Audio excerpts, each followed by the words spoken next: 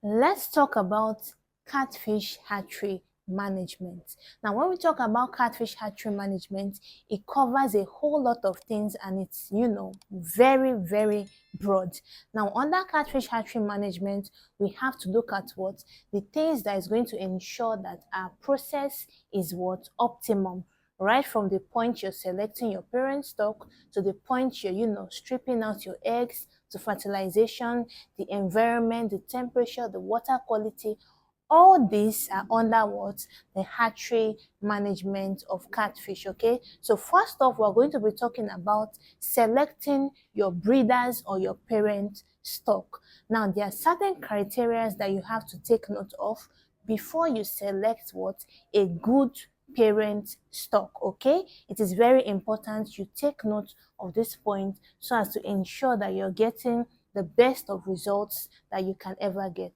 Now, number one, your parent stock has to be 1 year and above in age. 1 year and above in age. Anything less than 1 year is a no, okay? Now, your parent stock should also be what?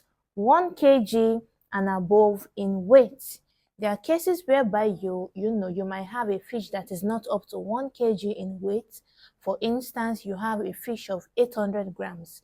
But if this fish is 1 year and above in age, it is still what? Okay to use as your parent stock. Remember, age first before what? The weight, okay? Or you shouldn't use anything lesser than 800 grams in weight. Thirdly, if you're a farmer who does not have his or her own broodstock, and you want to what? Purchase from another farm. My advice to you now is that you do not purchase your male and female from the same farm, because there is a very high possibility that the male and female are closely related.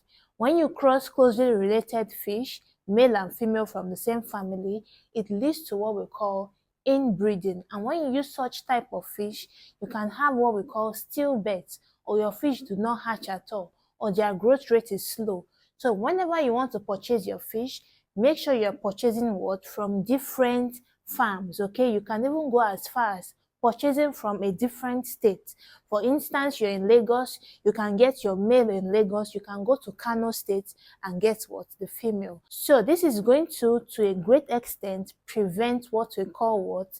Inbreeding. So ensure that you take this into consideration. To get the full course on catfish hatching, send a message to us on WhatsApp or click the link in the description box. The course contains 12 videos and also comes with a support ebook and 1-month group online mentorship to further guide you. The fourth point to consider is the physical attributes or physical parts of your fish. Now, it is important that there are no missing parts of the body of your fish, because this can be what? Transferred to the offspring. Okay, in a situation whereby these fish, right from when they were born, they had a missing eye or a missing fin right from birth, or something is missing in their body, there's a high possibility that they are going to transfer what? These traits to their own offspring. So when selecting your parent stock, ensure that all parts of their body are complete. Their barbels are complete, the fins are complete, the eyes are complete, everything is complete, because what we want to pass onto the offspring are what? Good traits, okay? So ensure that all parts of their body are complete. Do not use a disabled fish as a parent stock. It is a very, very bad practice, okay? The fifth point here is for the male. When you want to select your male parent stock, ensure that the genital papilla is elongated and it touches or crosses the anal fin.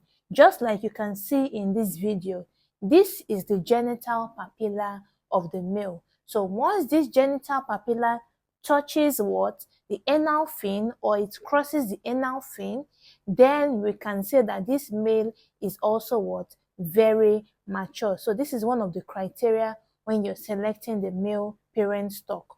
Also, the genital papilla has to be what?